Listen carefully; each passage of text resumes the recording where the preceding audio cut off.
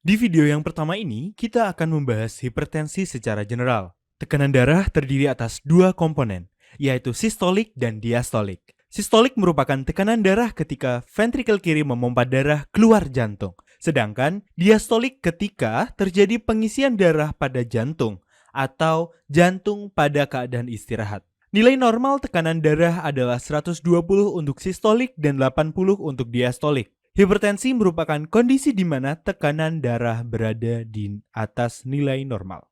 Berdasarkan Perhimpunan Dokter Hipertensi Indonesia tahun 2019, berikut adalah derajat keparahan hipertensi. Seseorang dikatakan mengidap hipertensi derajat 1 ketika tekanan darah sistolik dalam range 140 hingga 159 mmHg. Sedangkan diastolik 90 hingga 99 mmHg. Dikatakan derajat 2 ketika tekanan darah sistolik dalam range 160 hingga 170 mmHg dan diastolik 100 hingga 109 mmHg. Serta derajat 3 ketika sistolik lebih besar sama dengan 180 dan diastolik lebih besar sama dengan 110. Hipertensi sistolik terisolasi terjadi ketika hanya tekanan darah sistolik saja yang berada di atas nilai normal, sedangkan diastolik normal atau dapat terjadi sebaliknya. Disebut hipertensi diastolik terisolasi di mana hanya tekanan darah diastolik saja yang meningkat, sedangkan sistolik dalam batas normal. Berdasarkan etiologi, hipertensi dibedakan menjadi hipertensi primer atau esensial dan hipertensi sekunder. Hipertensi primer terjadi pada 90% populasi, di mana tidak diketahui etiologinya.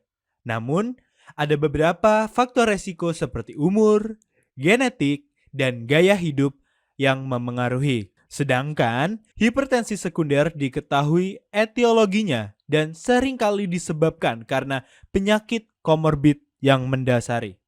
Hipertensi juga dapat terjadi pada kehamilan, yang merupakan penyebab utama morbiditas serta mortalitas maternal dan neonatal. Hipertensi pada kehamilan dibedakan menjadi 4, yaitu hipertensi gestasional, preeklamsia, eklamsia, dan hipertensi kronis. Hipertensi gestasional muncul ketika kehamilan dan biasanya terjadi di trimester tengah serta tidak disertai proteinuria. Preeklamsia ditandai dengan tekanan darah lebih besar sama dengan 140/90. Biasanya muncul setelah minggu ke-20 kehamilan dan disertai proteinuria. Eklamsia merupakan preeklamsia yang disertai kejang dan keadaan termasuk kegawatan medis.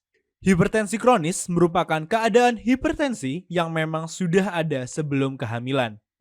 Beberapa faktor resiko terkait hipertensi meliputi usia tua, obesitas, terkait pada 40% kejadian hipertensi, riwayat keluarga, konsumsi makanan tinggi natrium dan rendah kalium, ras Afro-Amerika, konsumsi alkohol yang berpengaruh pada 10% kejadian hipertensi, merokok, dan juga pola hidup sedenter.